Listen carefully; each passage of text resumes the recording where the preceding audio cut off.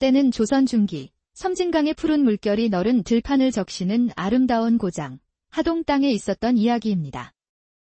해마다 늦여름이 지나고 서늘한 바람이 불어올 때면 강가에 드넓은 콩밭은 황금비드로 물결치며 장관을 이루었지요. 마을 안악들은 풍요로운 콩을 거두기 전 앞치마를 두르고 밭에 나와 부드러운 콩잎을 따곤 했습니다. 늦가을 볕에 잘 말린 콩잎은 된장에 절여 귀한 겨울 찬거리가 되기도 하고 때로는 소의 여물로도 쓰였습니다.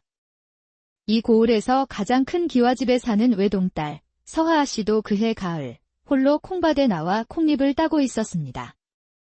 서하는 창백한 얼굴에 말이 거의 없었고 늘 한쪽 어깨가 기운 듯 위태로워 보이는 젊은 과부였습니다. 혼이 난 지 2해도 채 되지 않아 평생 글만 읽던 병약한 남편이 큰 병을 얻어 그만 세상을 등지고 말았던 것입니다. 그리하여 꽃다운 나이에 친정으로 돌아와 살고 있었지만 사람들은 그녀의 이름 대신 콩잎 뜯는 과부라 수군거리곤 했습니다. 그날도 서하는 들녘에 홀로 앉아 말없이 콩잎만 따고 있었습니다. 그때 밭고랑 저 너머로 낯선 사내 하나가 물동이를 든 채 그녀를 가만히 보고 섰지요. 사내의 얼굴은 햇볕에 새까맣게 그을렸고 입은 옷은 군데군데 해져 있었으며 발에는 집신조차 없이 흙투성이 맨발이었습니다. 마치 깊은 산속에서 막 굴러떨어진 듯한 초라한 행색이었지만 그의 눈빛만은 이상하리만치 깊고 고요했습니다. 그 사내가 묘한 눈빛으로 서하를 보더니 들고 있던 물동이를 밭고랑에 휙 던지고는 나직이 말했습니다. 콩잎을 너무 많이 따지 마시오. 잎이 다치면 콩이 제대로 여물지 못하니. 조금만 따고 가까운 데로 나와 보시지요. 드릴 말씀이 있어. 그 말이 어찌나 뻔뻔하면서도 위험이 있던지 서하는 콩잎자루를 움켜쥔 채 그 자리에 얼어붙고 말았습니다. 어느 안전이라고 저런 유랑민이 양반가의 밭에 함부로 들어와 말을 거는가. 마음속으로는 그런 말이 떠올랐지만 입 밖으로는 아무 말도 나오지 않았습니다. 대신 그녀는 조심스레 발을 옮겨 자리를 피하려다 말고 다시 돌아앉아 보란듯이 콩잎을 뜯기 시작했지요. 그날 저녁 서하의 머릿속에서는 낮에 보았던 그 사내의 모습이 좀처럼 떠나지 않았습니다. 뻔뻔하다 하기에는 너무도 당당했던 그 모습. 칠흑같이 깊어 빠져 들어갈 것만 같던 눈빛과 낮게 울리던 목소리. 서하는 그 밤 좀처럼 잠을 이룰 수 없었습니다. 온 집안 식구들이 깊이 잠든 늦은 밤, 그녀는 조용히 부엌으로 향했습니다. 그리고는 늙은 유모가 낮에 쪄놓은 고소한 인절미 몇 개를 몰래 보자기에 싸서 치마폭 속에 깊이 숨겼습니다. 다음 날 서하는 어제 그 사내가 서 있던 밭고랑 모퉁이에 인절미를 콩잎에 싸서 조용히 놓고 돌아섰습니다.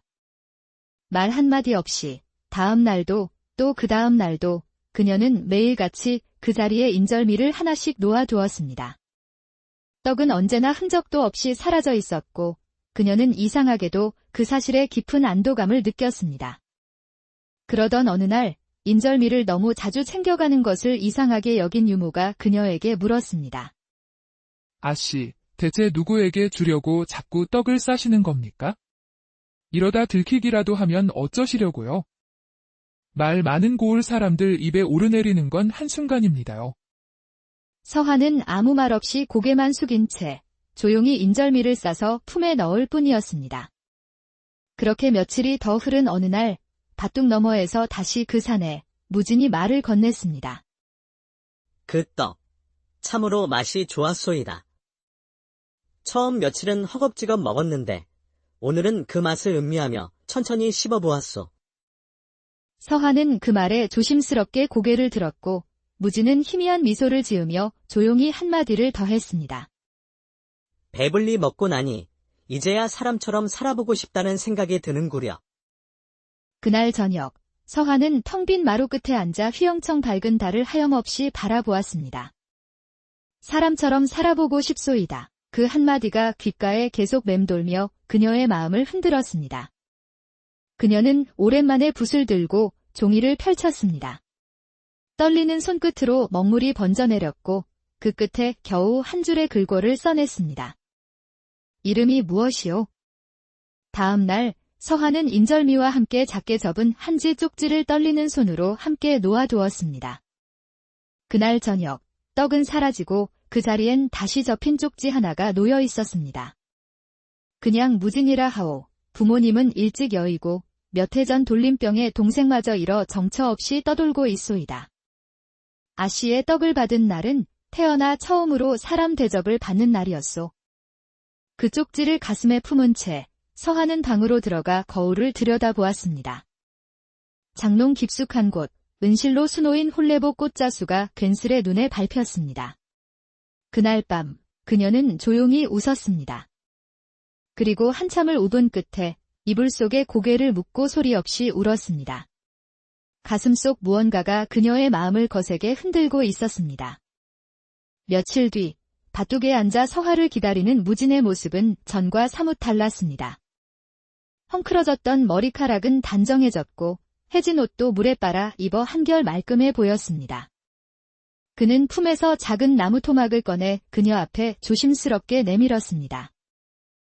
이것은 내 손으로 직접 깎은 나무 숟가락이요. 변변치 않지만 아쉽게 드리고 싶소. 서한은 말없이 그것을 받았습니다. 손끝으로 만져보니 나무의 결이 비단처럼 매끄럽게 다듬어져 있었습니다. 그 거친 손으로 얼마나 많은 밤을 새워 이것을 다듬었을까? 밥은 굶지 않았을까? 그녀는 생각에 잠겼습니다. 이 숟가락. 쓰기엔 너무 아깝습니다. 고이 간직하다가 언젠가 누군가와 함께 밥을 먹을 때 쓰겠습니다. 두 사람은 말없이 서로를 마주 보았습니다. 들녘은 붉은 황혼으로 물들고 바람이 불자 콩잎들이 하늘로 흩날렸습니다. 며칠째 콩밭을 오가는 서화의 모습에 부엌 기둥에 기대서 있던 유모가 조용히 눈살을 찌푸렸습니다. 아씨, 요새 어째 양식이 부쩍 빨리 줄어드는 것 같구려. 떡이며 김치도 자주 없어지고 말입니다. 서화는 그 말에 고개만 숙인 채 방으로 들어갔고 그 모습에 유모는 혀를 차며 불안한 마음을 감추지 못했습니다. 아이고, 이놈의 세상. 과부 치마만 둘렀다 하면 건드려 보려는 놈들만 넘쳐나는데 혹시 무슨 일이라도 있는 게야? 다음 날 유모는 일찌감치 일어나 아궁이에 불을 지피는 척하며 서화의 뒤를 밟았습니다. 멀찍이 밭둑에 엎드려 지켜보니 서화가 떡을 놓고 돌아서자 잠시 뒤 어디선가 무진이 나타나 허리를 깊이 숙여 그것을 주워 들었습니다. 허허.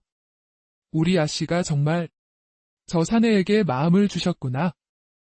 유모는 입을 막은 채 조용히 돌아섰고 그날 저녁 아무 말도 하지 않았습니다.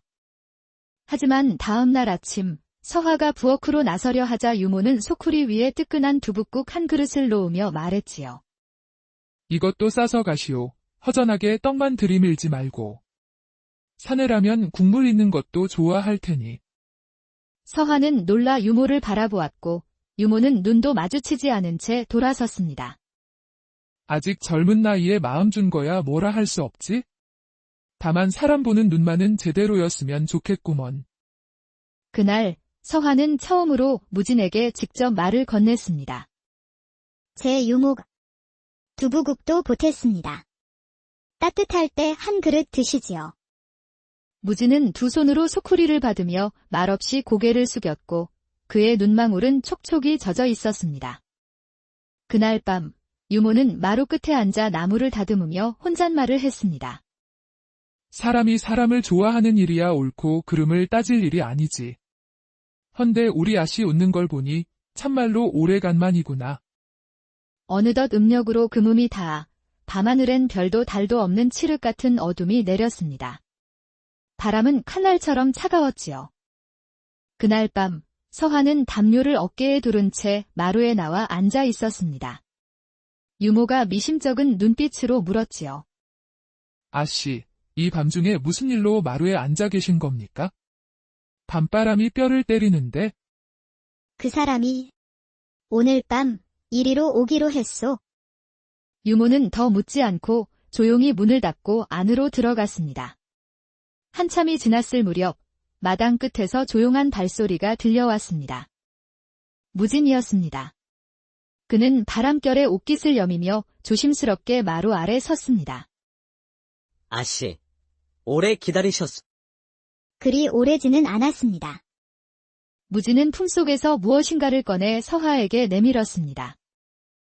이것은 내가 직접 만든 목걸이요. 바닷가에서 주운 조개 껍데기로 만든 것이긴 하나, 내 정성만은 다했소이다. 서하는 그것을 받아 손끝으로 매만졌습니다. 작고 흰 조개 껍데기들이 고운 실로 정성껏 엮여 있었습니다. 나는 그대에게 마음이 있소? 그 한마디에 무진의 얼굴이 붉어졌습니다. 그는 아무 말 없이 마루에 걸터 앉았고 두 사람의 그림자가 나란히 길게 드리워졌습니다. 아씨는 나 같은 놈이 부끄럽지 않으시오. 서하는 조용히 고개를 저으며 목걸이를 자신의 목에 걸었습니다. 사람이 사람을 좋아하는 일에 어찌 높고 낮음이 있겠소? 달 없는 금은밤, 하늘 아래 두 사람은 조용히 서로를 바라보았습니다. 정월 대보름이 가까워지자 두 사람의 이야기는 작은 소문이 되어 방앗간 안악들의 입방아에 오르내리기 시작했습니다. 들었는가? 저 집 과부 아씨가 밭이라는 사내를 매일같이 본다더라. 어머나, 세상에. 떡이며 반찬이며 싸다 주는 것까지 봤다는 사람도 있다던데. 소문은 불길처럼 번져나갔고 서하는 그날 저녁 무진에게 말했습니다. 우리 당분간 보지 마시지요. 마을에 말이 너무 많습니다. 무진은 말없이 고개를 끄덕였지만 그의 손끝은 가늘게 떨리고 있었습니다. 며칠 뒤 무진이 없는 들판은 어딘가 텅 빈 듯 허전했습니다. 서하는 방구석에 앉아 긴 한숨만 내뱉었지요. 그 모습을 지켜보던 유모가 말했습니다. 아씨, 사람의 입은 두려운 법이지만 사람의 마음은 더 얄미운 법이요. 좋아하는 걸 죄로 삼는 건 그 입들이 하는 짓이지 마음이 하는 짓이 아닙니다. 한 번쯤은 아씨도 마음대로 웃어도 되는 날이 있어야 하지 않겠소? 3월 초하루 마을에 큰 장이 섰습니다. 서하는 아버지의 심부름으로 오랜만에 장터에 나섰지요. 장터 한켠 몸을 웅크린 채 묵묵히 숟가락을 깎고 있는 무진이 보였습니다. 한동안 마을에서 자취를 감췄던 그가 장날에 맞춰 다시 나타난 것이었습니다. 서하가 천천히 다가가 그의 앞에 서자 무진은 고개를 들고 말없이 웃었습니다. 잘 지내셨소? 예, 그대는요? 그 짧은 인사에 수많은 말이 담겨 있었습니다. 그 순간 저 멀리서 장터 안악들이 손가락질하며 수군대는 모습이 보였습니다. 무진은 고개를 떨구었고 서하는 주춤했지만 이내 단호하게 나무 숟가락 하나를 집어 들었습니다. 이거 얼마요? 2푼이면 됩니다. 서하는 은전을 꺼내 건네며 또렷하게 말했습니다. 이건 내가 쓸 거요. 오늘 저녁부터. 그 말에 무진의 눈동자가 세차게 흔들렸습니다. 서하는 숟가락을 품에 넣고 아무 말 없이 장터를 빠져나왔습니다. 얼마 후 고을에 새 사또가 부임하면서 봄맞이 큰 잔치가 열렸습니다. 잔치 마당 한편에는 무진도 있었습니다. 그는 마을 장정들과 함께 줄다리기를 하며 구슬땀을 흘리고 있었지요. 어이, 나무 깎는 무진이. 이번엔 우리 쪽이 이겨야지. 힘 좀 써보라고. 무진은 힘껏 줄을 당기며 환하게 웃음을 터뜨렸고 서하는 사람들 틈에서 조용히 그를 지켜보았습니다. 잔치가 무르익을 무렵 사또가 마루에 올라 줄다리기에서 이긴 편에게 상을 내렸습니다. 무진의 편이 이기면서 그가 대표로 마루 위로 올라가 상을 받게 되었지요. 사또는 무진을 한참 바라보다 말했습니다. 이 잔은 본디 떠도는 자라 들었는데 힘은 장사요 인상도 반듯하니 관아의 일꾼으로 써도 되겠구나. 그 말에 장내가 웅성거렸습니다.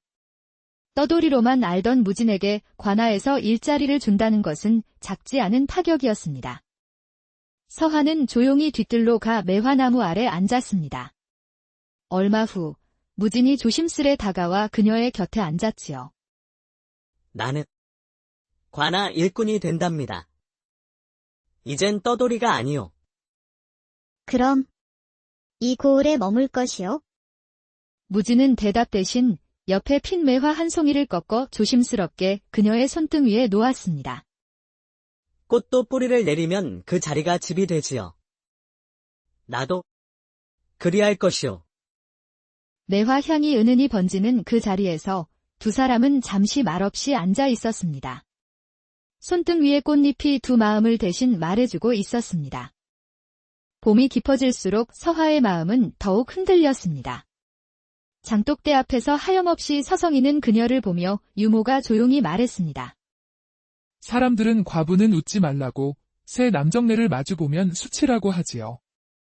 허나 아씨는 그 수많은 말들 끝에서 진심을 지켜온 분이요. 어찌 사랑이 죄가 되겠소? 나는 내 마음이 무섭소.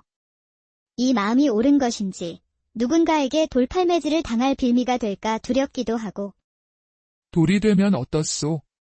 한 번쯤은 누군가를 위해 길을 내는 것이 사랑이지요. 그날 저녁, 서화는 새 치마 저고리를 꺼냈습니다. 그리고 그 밤, 그녀는 떨리는 손으로 마지막 편지를 썼습니다. 들녘 끝 느티나무 아래서 만나주시오, 혼자서. 편지를 쥐고 문 밖으로 나서는 그녀의 뒷모습을 유모는 마루 끝에서 두 손을 모은 채 조용히 바라보고 있었습니다. 콩잎이 흩날리던 가을날 시작된 두 사람의 인연은 그렇게 세상의 편견을 넘어 서로에게 향하고